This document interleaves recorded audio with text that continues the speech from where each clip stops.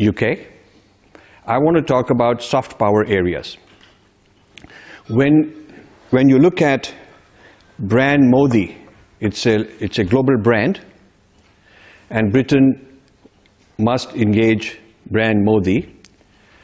It's important to ask who voted Modi into power. That's the question. It's a groundswell. It's not some fringe group. It's not something that's going to go away. This is the new India voice that feels it has been suppressed for a few decades, and this voice has come back in a big way. So this is the voice that Britain needs to understand, and I will give a little bit about what that voice is about. Because, as I will explain, Britain has its alignments in the public square and in academics and so on, often with the very same intellectual people from India that have now been booted out.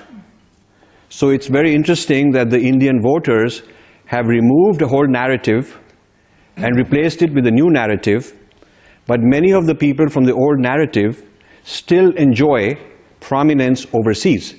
So a good thing for a joke in India, in Delhi, is that if you get booted out of India, you can always go to London and they'll still think highly of you because you can market yourself that way.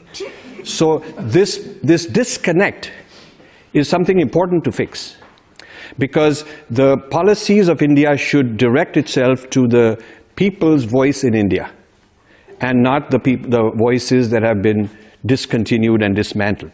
So we need to understand what has been dismantled in India, and it has some parallels with Brexit.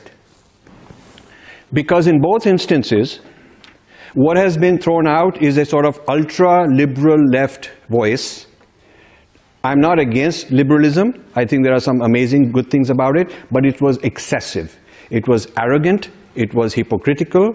In some cases, outright corrupt. So this narrative, which is sort of a global narrative, which is being dismantled not only in UK and India, but many other countries you can see around the world, Japan, Australia, etc. You have to understand what is this narrative and what are the other grand narratives of various peoples that want to come back. So like Brexit is a voice in Britain that wants to have its old grand narrative revived and heard, because the new narrative was not being fair to it, maybe too much oppression and too much dismantling of the pride of heritage. In the same way, that exact sort of thing is what brought Modi into power. Because after India's independence, what India got was political autonomy. What India is now getting in the last 15 years is financial and economic autonomy, but we still do not have a decolonization of the intellectual sphere.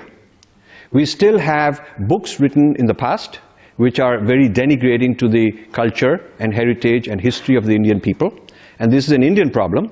You cannot blame it on someone else. We've been free from colonialism for 70 years, and if we haven't done a darn thing, it's about time. So the people of India decided that they're disgusted with the state of affairs in terms of what's being taught in our schools in India, and the asymmetric imposition of secularism. Asymmetric.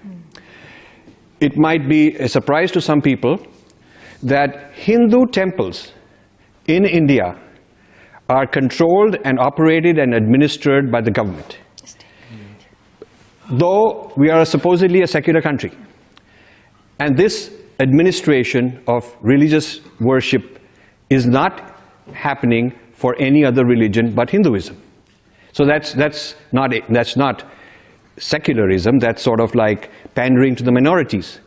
Now, I believe that the minorities need help and the minorities need to be championed, and everybody's narrative is very good and we should respect it. But respecting one should not be at the cost of disrespecting the other. It should not be that we got to knock down the 80% minority in order to impress the vote bank of the 20%, the 80% majority, in order to get the vote bank and the hearts of the 20% minority. And it's these games which are dishonest, which led to the dismantling of this